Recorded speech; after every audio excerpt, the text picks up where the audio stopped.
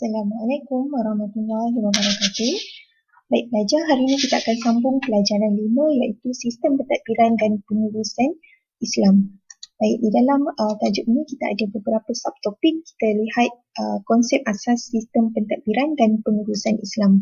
Yang mana dalam tajuk ini pelajar diberikan perbezaan antara pentadbiran dan juga pengurusan. Apa itu pentadbiran? Pentadbiran ialah menyelaras tenaga manusia agar mengikut satu perancangan untuk mencapai sesuatu objektif yang ditetapkan.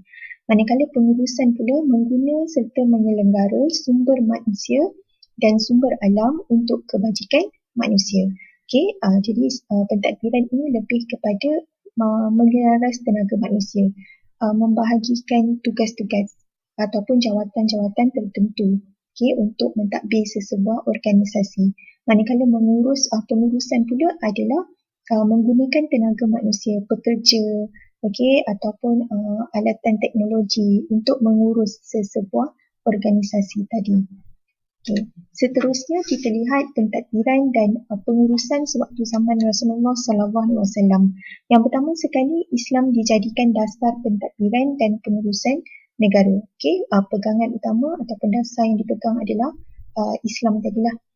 Kemudian syura dijadikan salah satu kaedah yang digunakan dalam menguruskan pentadbiran, iaitu musyawarah perbincangan. Itu yang dijadikan salah satu kaedah. Piagam Madinah dijadikan sebagai perlembagaan pentadbiran dan pengurusan zaman Rasulullah SAW. Manakala akidah Islamiah dijadikan pegangan dalam urusan pentadbiran untuk menggantikan semangat as-sabiah. Apa itu semangat as-sabiah? Iaitu semangat satu perasaan taksub perkauman.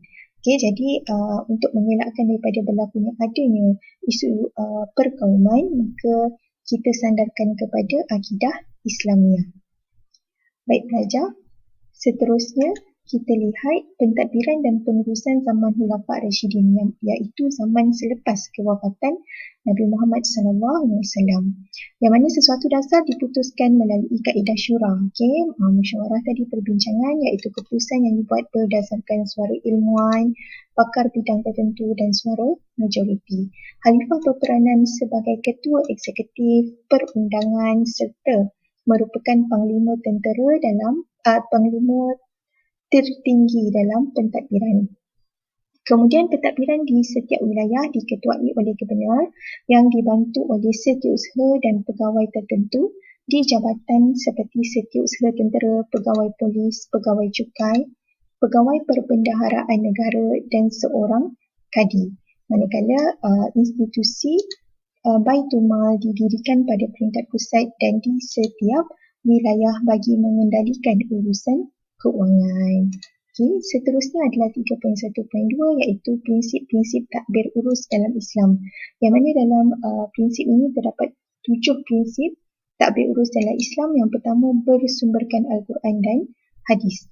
Yang kedua, bermatlamatkan dunia dan akhirat. Pentadbiran dalam Islam tidak boleh hanya bermatlamatkan dunia sahaja. Tetapi juga kena seimbang dunia dan akhirat. Kemudian pentadbir sebagai pemegang amanah. Sebagai pemegang amanah. Yang keempat, berasaskan keimanan kepada Allah Subhanahu Wa Taala. Yang kelima, berteraskan nilai-nilai akhlak. Yang keenam, urusan pentadbiran dijalankan berdasarkan konsep syura. Dan yang ketujuh, mengamalkan konsep keadilan dalam pentadbiran. Seterusnya adalah ciri-ciri pentadbiran dan pengurusan Islam.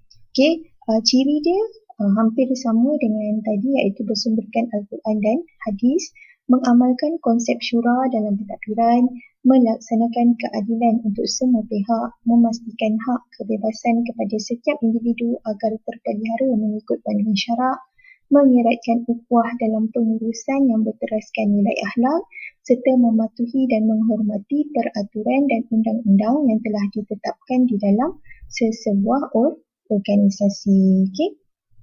Kemudian kita lihat etika takbir urus dalam Islam, iaitu ada integriti, efektif, amar makruf dan nahi mungkar serta sistematik.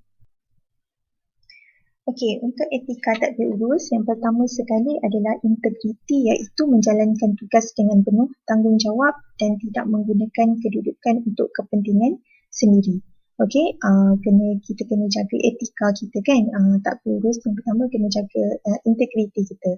Maksudnya segala urusan-urusan contoh dekat dalam sesebuah organisasi itu sekiranya rahsia kita tak boleh bawa keluar. Kemudian yang kedua adalah efektif, iaitu efisien dan konsisten dalam menghasilkan impak yang cemerlang.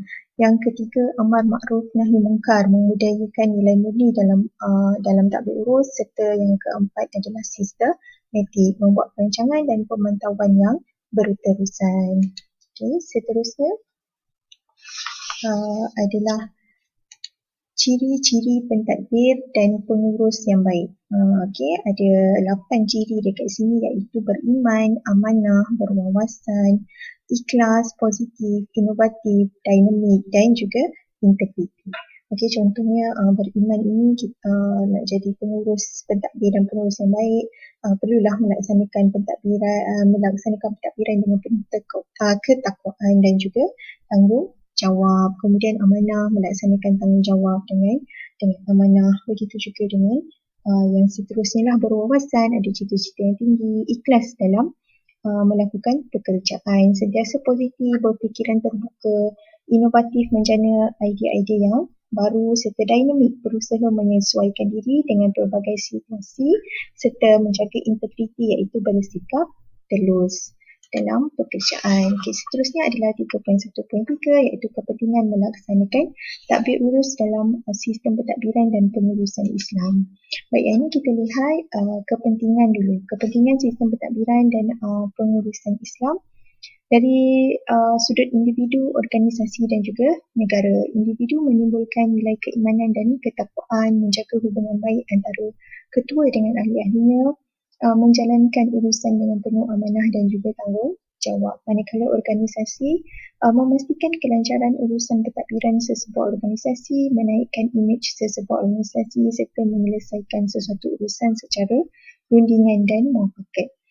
Manakala kepentingan kepada negara dapat mewujudkan pentadbiran negara yang efisien dan efektif, membolehkan segala urusan dilaksanakan secara teratur dan menepati syarak, serta meneladani tadbir urus negara seperti yang dilaksanakan oleh Rasulullah SAW. Manakala ini pula adalah kesan mentadbir dan mengurus mengikut syariat.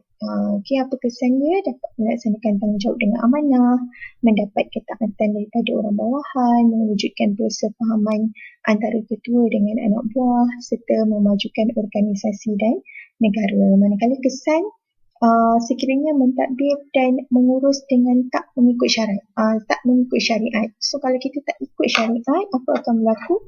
Maka mengabaikan amanah yang diberi, yang kita tak dapat jalankan amanah dengan baiklah. Hilang sokongan daripada orang bawahan, berlaku pertelingkahan serta menyebabkan kemunduran organisasi dan negara.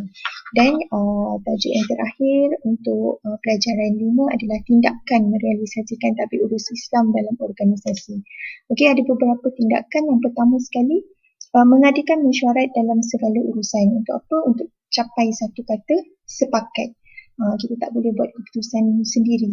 Kena dengar juga suara pendapat orang lain. Kedua, menjaga kebajikan setiap pekerja. Contohnya dengan gaji setimpal dengan pekerjaan yang dilaksanakan ataupun ada caruman KWSP. Okey, jadi kena jaga kebajikan setiap pekerja.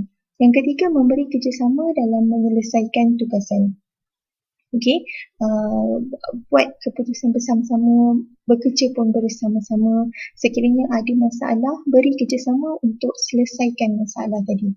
Okey, dan yang keempat, memberi penghargaan kepada staf yang cemerlang. Sebagai apa? Untuk menaikkan lagi motivasi dia untuk bekerja. Jadi dari sini kita lihat sistem pentadbiran dan pengurusan Islam dapat membentuk struktur organisasi yang kukuh dan cemerlang serta melancarkan segala urusan supaya dilaksanakan secara teratur dan menepati syarak. Okey, itu saja untuk tajuk ini pelajar. Kita akan jumpa lagi insya-Allah untuk pelajaran yang seterusnya, pelajaran 6. Assalamualaikum.